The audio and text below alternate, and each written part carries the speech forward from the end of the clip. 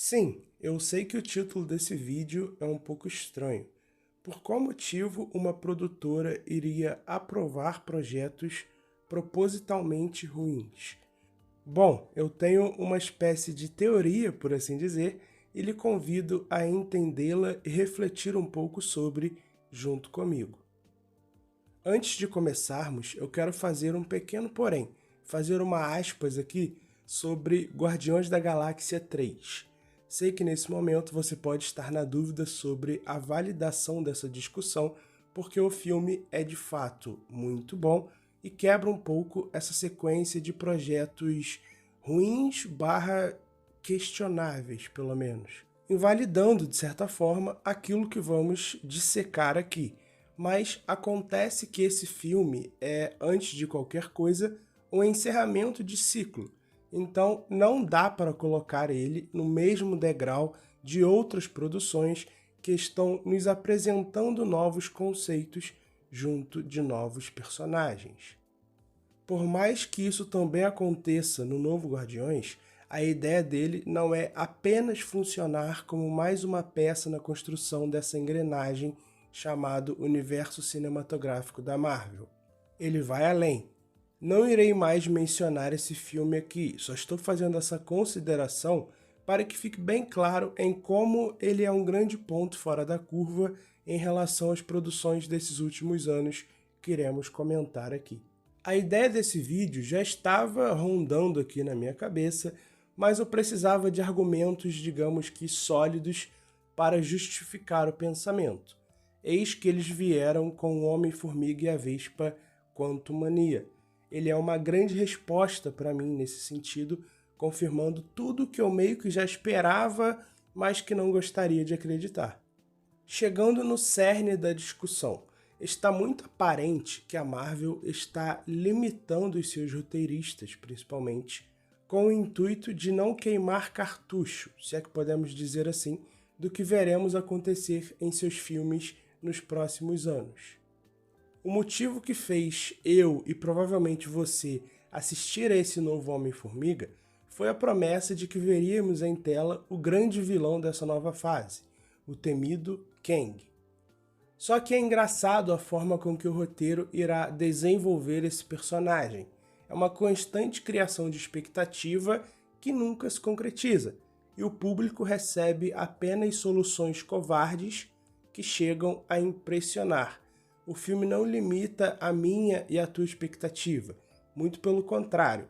Ele faz questão de colocar um diálogo onde o Kang diz que matou o Thor, que é nada mais nada menos do que um dos heróis mais fortes da Marvel, para muitos o top 1.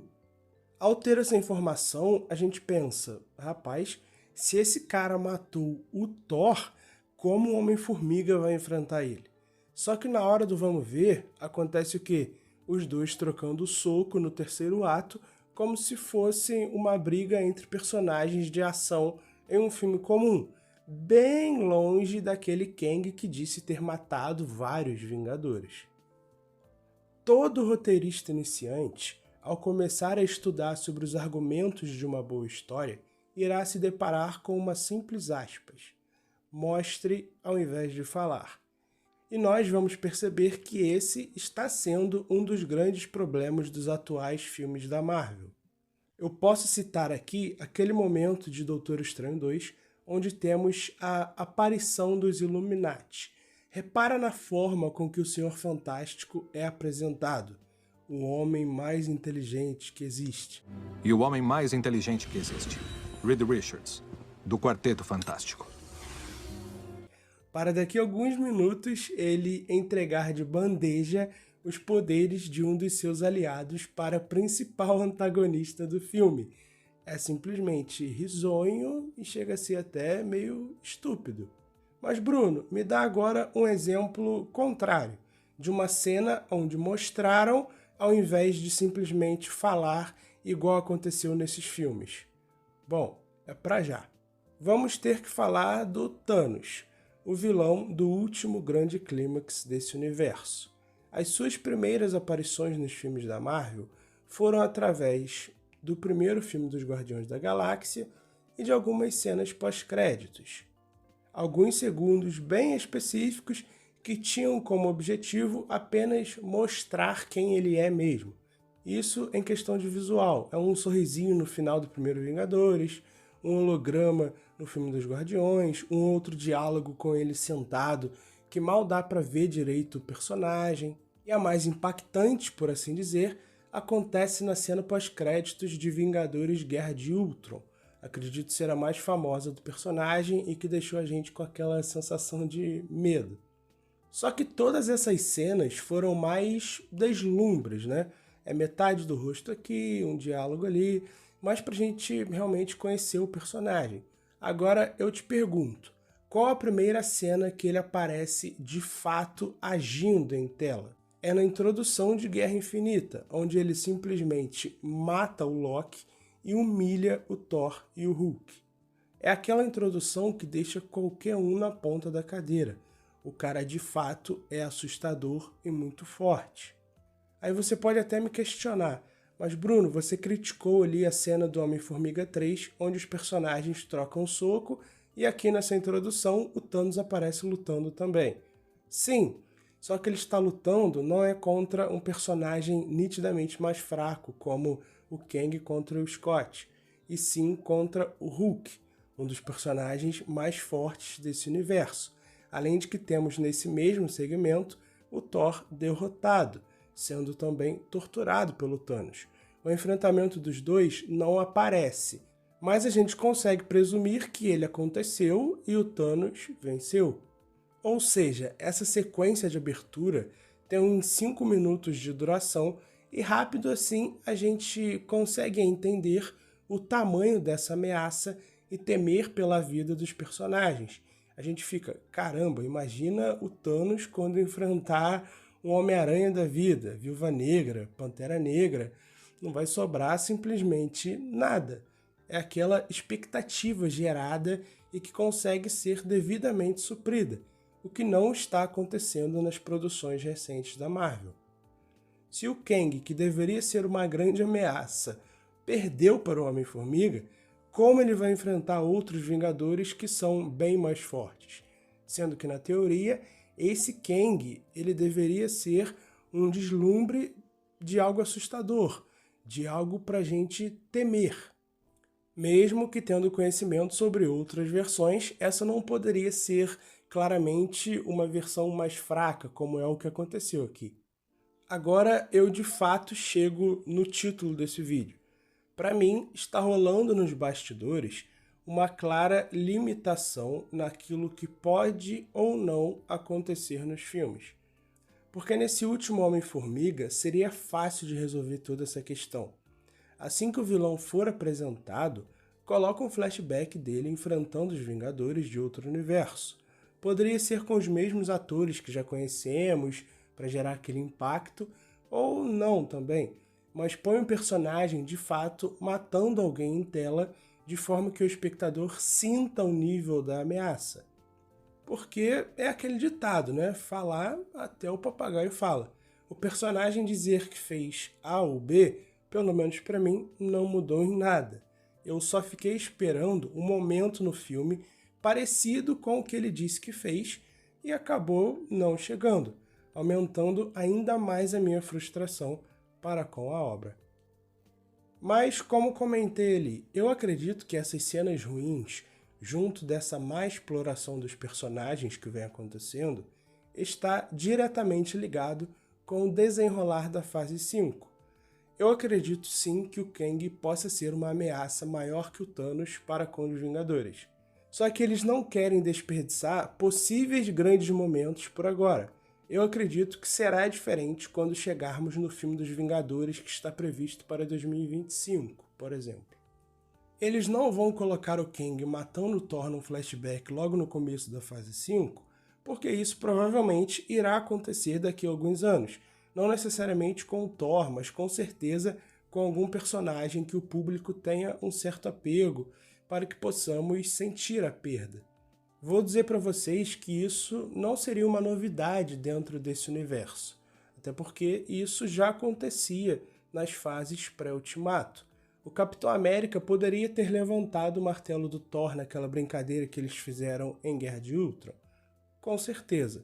Só que a Marvel estaria queimando o cartucho, desperdiçando uma grande oportunidade de gerar uma cena de completa euforia aos fãs, o que veio a acontecer em Ultimato posteriormente.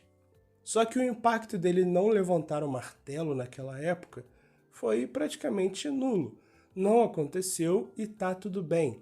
Não chegava a ser uma frustração porque o roteiro conseguia compensar de outra forma, além do nível de expectativa ser outro. Por mais que seja maléfico para as produções da Marvel, eu entendo essa decisão de ficar segurando. Só que me irrita a passividade com o entorno, por assim dizer. Por qual motivo eles vendem o Doutor Estranho 2 como multiverso da loucura para a locação ser uma espécie de Nova York com umas folhas a mais? Sei lá, coloca pelo menos em 5 minutos dos personagens em um multiverso de fato diferentão, com eles explorando isso. Não apenas aquela ceninha rápida de alguns segundos com eles fazendo as transições. Faz um momento de animação com o corpo deles tendo uma anatomia diferente. Não custa nada entregar para o público grandes momentos nesses filmes pequenos, entre aspas. Citando novamente o Era de Ultron, lá tem uma baita cena do Hulk contra o Homem de Ferro. E por mais que o filme na época tenha sido recebido de forma morna, existem esses grandes momentos. Você tem o Mercúrio morrendo, são escolhas narrativas que engrandecem o filme. Eu achei honestamente indefensável o Homem-Formiga 3 não ter matado nenhum personagem. Primeiro, que traria uma certa carga dramática. Segundo, que tem vários atores ali no automático total. No mínimo do mínimo, a Hope ou o Hank tinham que ter rodado. Esse vídeo provavelmente nem existiria se tivesse acontecido algo parecido, porque já teríamos um algo a mais para temer o vilão. Mas não, o filme ele é completamente leve, digamos assim, e inofensivo. A história começa e termina e não aconteceu nada. Ele tem todo um remorso com a Janet, o vilão, e é sério que ele tem a oportunidade de matar ela e não o faz? Essa covardia, especialmente, está acabando com os filmes da Marvel para mim. Além de outros aspectos que já comentei com vocês em vídeos anteriores, como o CGI. Mas é que quando o roteiro, pelo menos, consegue te dar uma carga dramática, te gerar grandes emoções, a gente releva vários outros problemas. Mas isso não está acontecendo. Por fim, eu digo para vocês que eu tenho certeza que o público será recompensado lá na frente. Acredito, inclusive, que iremos depois olhar para alguns desses filmes que estão sendo lançados agora e ter uma opinião mais agradável sobre ele, por conta de algum fanservice ou argumento que será melhor explorado lá na frente. Vide o próprio Vingadores Era de Ultron que eu citei. Mas é inegável a frustração de acompanhar esses filmes que não entregam o que prometem e seguem sendo desonestos com o público, vendendo algo que nunca se concretiza. Quando chegarmos nos grandes filmes, eu acredito que eles irão funcionar bem. Digo isso por conta de alguns roteiristas que estão trabalhando atualmente na Marvel. Aí você me pergunta, mas Bruno, como você consegue se empolgar com isso? Olha a qualidade dessas histórias. Bom, é o que estamos discutindo. Eu imagino como deve ser difícil para um profissional receber os pontos-chave que ele deve ligar e ao mesmo tempo ser constantemente podado para não pirar demais e entregar, entre aspas, aquilo que só deve acontecer mais pra frente. O roteirista de Homem-Formiga 3 é o Jeff Loveness, que inclusive está sendo cogitado como o roteirista de Vingadores Dinastia Kang. Ao término do filme, eu fui dar uma olhadinha em outros projetos desse cara, pra gente poder entender o porquê da escolha, né? Não é possível que a Marvel iria contratar alguém que escreve de forma tão inexperiente, covarde e sem emoção. Pesquisando, eu vi que o Jeff é nada mais nada menos que roteirista de alguns episódios de Rick and Morty. Talvez nem todo mundo conheça, mas Rick and Morty É uma série de animação simplesmente sensacional. A sua trama tem como principal abordagem a ficção científica, inclusive com esses argumentos de multiverso e tudo mais. É simplesmente uma das melhores coisas sobre multiverso e realidades alternativas que você vai encontrar. A série é impecável e aborda essa temática de forma extremamente inovadora, divertida, emocionante e reflexiva. Só que, claro, a série também tem aqueles episódios que não são tão geniais. Então eu fui dar uma olhadinha em quais episódios que o Jeff escreveu. Nesse momento, eu me deparo com a informação de que ele é um dos responsáveis pelo episódio 8 da 4ª temporada, intitulado O Tanque de Ácido. Como ela funciona de forma isolada na maioria das vezes, se você quiser parar e assistir só esse episódio para você ter uma noção, você pode. Dá para entender direitinho, a trama dele é fechadinha dentro dos 20 e poucos minutinhos de duração. Esse episódio em questão é simplesmente um dos melhores da série. Top 5, assim, sem sombra de dúvidas. E é um que aborda realidades alternativas. Ele é engraçado, mas ao mesmo tempo muito reflexivo, um desenvolvimento impecável e realmente surpreendente, sério mesmo. Inclusive, ele tem até mesmo piadinhas com o Homem-Formiga. Aí depois que eu fui perceber isso, eu já tinha visto o episódio, mas não consegui fazer essa ligação sobre o roteirista. Depois que eu vi, então por isso que tem a piadinha e tal. É divertido, vale a pena conferir. Aí eu te digo, o que leva um profissional a conseguir escrever algo tão genial e ao chegar na Marvel parecer um amador? É lógico que a culpa é do estúdio que está podando as ideias do cara. Por isso, eu digo para vocês que tenho esperança com os filmes futuros, que com uma liberdade, esse cara ou outros roteiristas vão conseguir escrever uma baita trama bacana, porque material não falta. Não acho que será algo tão genial quanto esse episódio em específico que estou comentando com vocês, porque ele não vai ter tanta liberdade assim, mas dá para ter esperança de um futuro melhor. O grande problema é a gente esperar esse futuro chegar, né? Porque já foram lançados diversos filmes, diversas séries e o universo parece caminhar em passos de tartaruga. Muitas pessoas desistindo de acompanhar, muitas pessoas bem desmotivadas, como é o meu caso, mas nós vamos seguindo para ver se lá na frente vai ter uma recompensa, se isso que eu estou cogitando aqui vai acontecer, ou se realmente para Marvel as coisas estão complicadas e o nível será esse, em sua maioria, bem ok, tendendo para o ruim, assim, igual estamos vivendo atualmente. Pessoal, por hoje é isso. Espero de coração que vocês tenham entendido os meus argumentos. Qualquer coisa que porventura não tenha ficado muito claro, comenta aqui embaixo que a gente troca uma ideia sobre. Deixa também a sua opinião acerca desse assunto. Você acredita que a Marvel lá na frente vai fazer por onde? Concorda que eles estão limitando seus profissionais? A aba dos comentários está à sua disposição. Um abraço e até o próximo vídeo.